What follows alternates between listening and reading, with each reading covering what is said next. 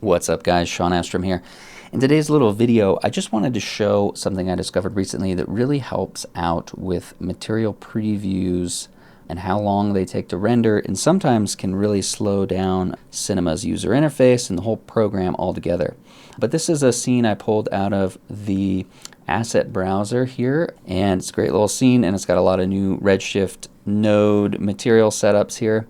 But one thing that I discovered is if the texture preview size, like I just shift selected all these 19 materials here, the texture preview size by default is, I want to say it's set to 512 by 512. So, you'll have it like this. And you can see these material previews are rendering fine.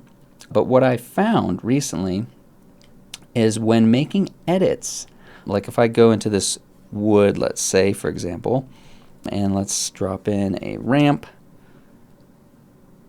and plug this in here, and you can see it might be kind of hard to tell in the screen recording here, but it's really slow to update. And let me just see if I can't demonstrate this a little bit. But if I were to say start manipulating a ramp here, like it's very slow to update. Like if I wanted to change the color of this, like it's just very sluggish. Like I can barely lower this slider because it's up here trying to generate a preview here.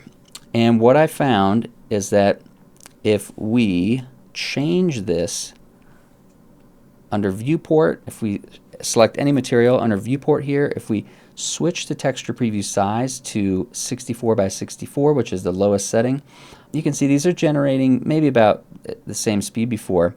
But what is different is the ability now to manipulate the nodes, such as a ramp, is greatly improved.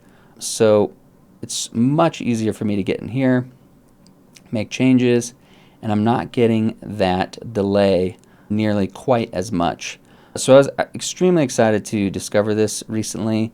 Now, I don't think this is yet perfect, but I do think this will drastically speed up many folks' workflows here.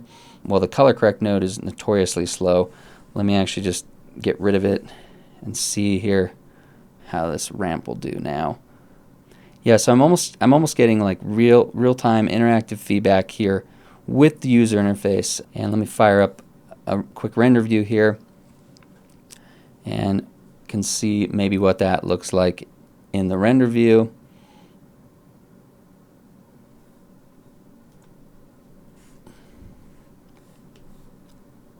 Let me hop into this camera.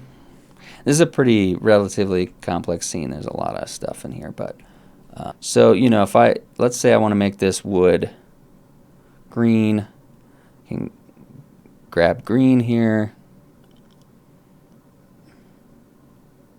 and it's still not perfect, but it's definitely an improvement over the default preview size.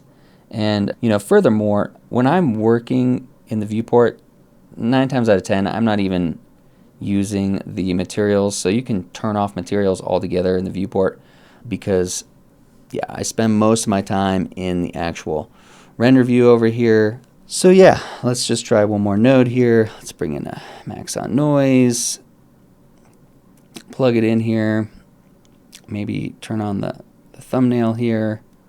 I don't know, let's try Nakai. And yeah, I mean, interactivity is much improved. Like I said, it's not perfect, but this is just something I discovered recently that I had to share. I'm going to also hop back over to this other scene I was toying around with where I kind of discovered this. But this has much higher resolution texture maps. Like these are 16K texture maps, 16K by 8K. And if I set the texture preview size to a high value, like 4K, let's say, I was in a situation the other night where it was completely locking up. It seems to be running a little smoother now, so I don't know, maybe maybe having the second scene open does something. But anyway, yeah, highly recommend. If anyone has any issues with this, change your scaling down to the lowest setting here, and you should get a great improvement in your user interface, interactivity, in Redshift and Cinema 4D. Thanks so much for checking this out.